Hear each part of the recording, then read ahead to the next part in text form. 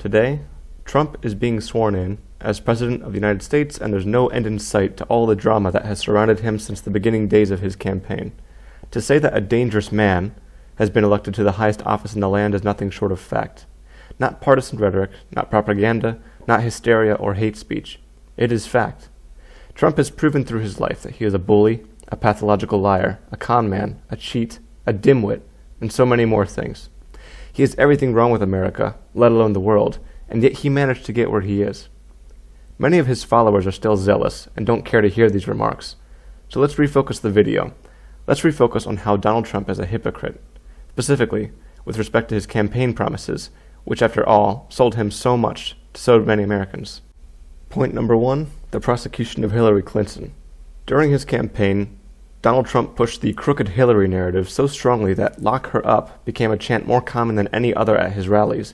He even stated during the second presidential debate that in his America, Clinton would be in jail.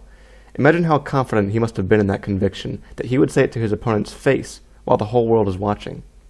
And yet, within 2 weeks of winning the election, Trump and his team lets it out that he has zero interest in attempting to prosecute Clinton for any of the crimes of which she was accused. This is a literal 180-degree switch from the pledge that he made time and time again to America. Just imagine a conservative candidate who might run on the platform of totally relaxing gun ownership laws and then, as soon as they won the election, stating that they believe gun ownership should be practically illegal, if not severely curtailed. I can only imagine the number of assassination attempts the Secret Service would have to handle. Number 2, calling out political correctness.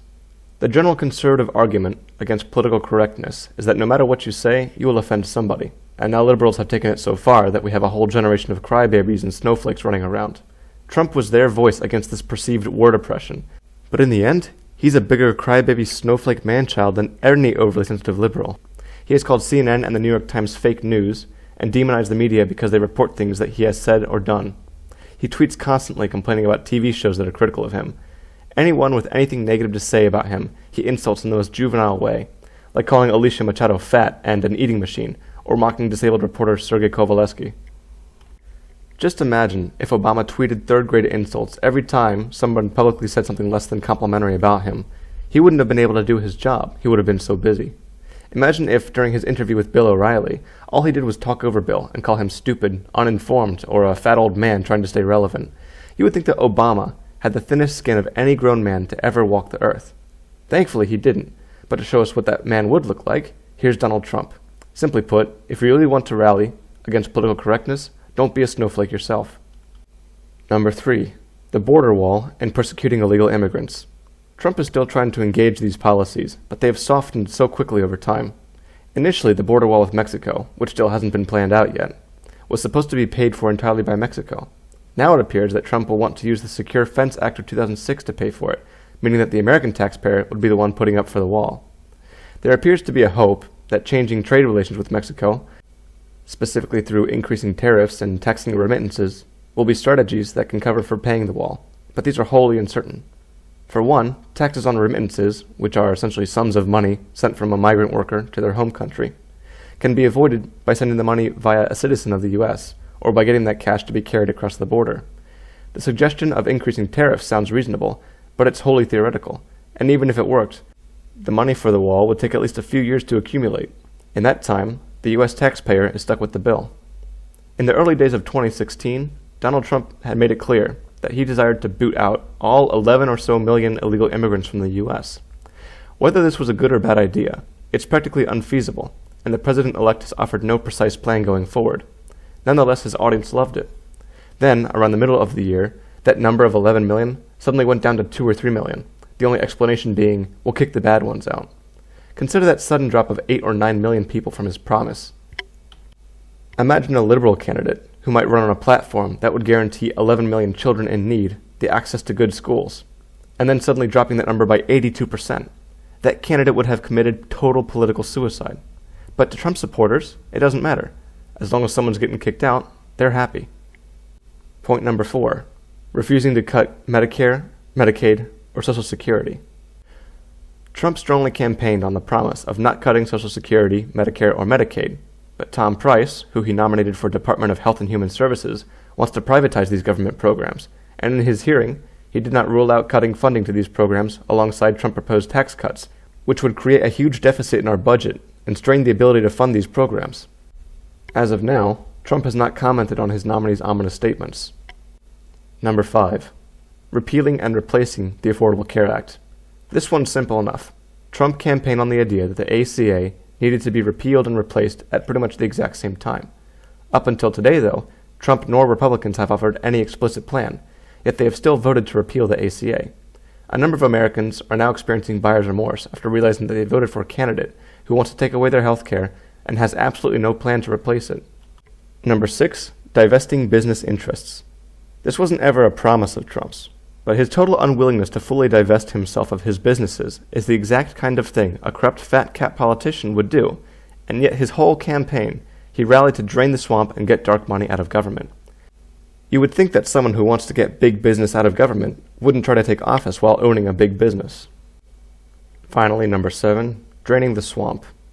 Trump promised to get the greed, apathy, and self-interest out of Washington, D.C., but very little about his cabinet nominees actually mirror that promise.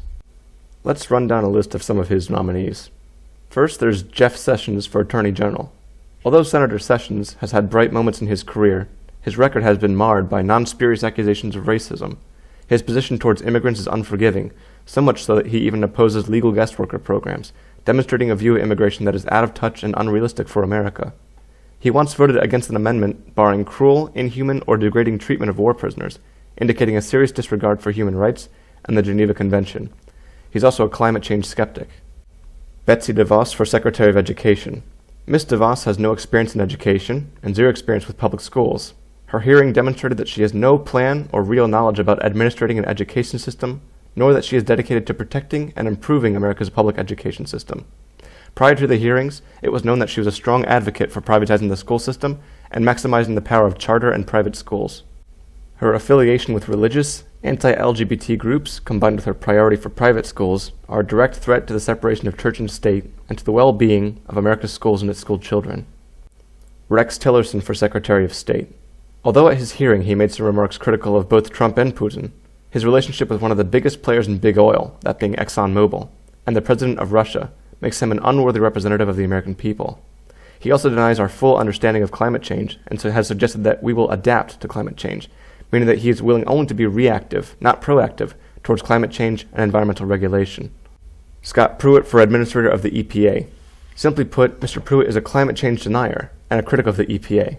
Prior to being nominated for the position, he had sued the EPA 14 times and promised a regulatory rollback that would likely challenge many important anti-pollution regulations, like the Clean Air Act. Rick Perry for Secretary of Energy. Besides not really understanding what the Department of Energy does, Governor Perry is a science denier who wants to eliminate the EPA and actually said a few years ago that he wants to completely destroy the DOE.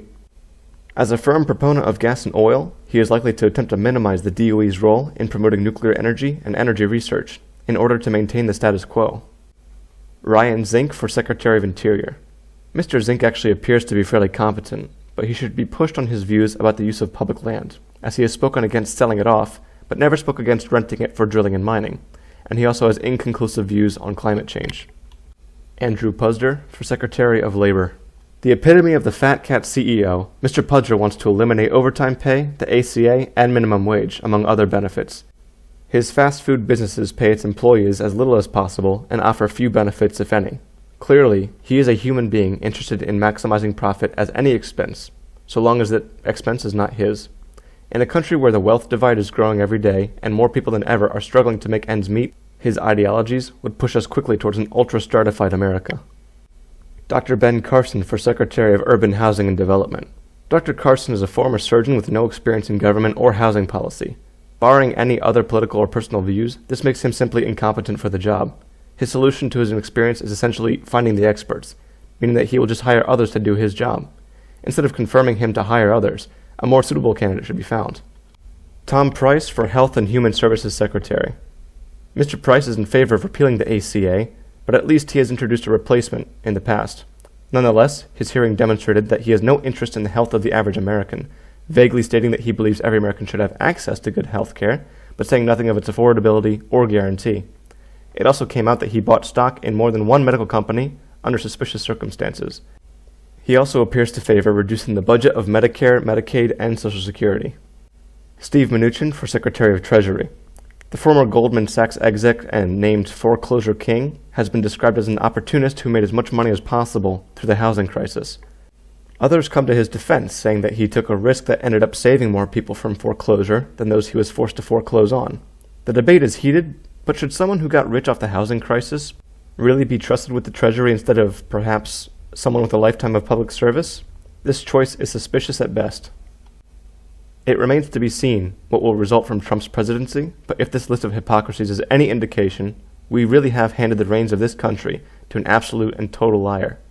So, good luck to those of you who voted for him. Let's come back here in a few years and see how many more promises he makes and how many he keeps.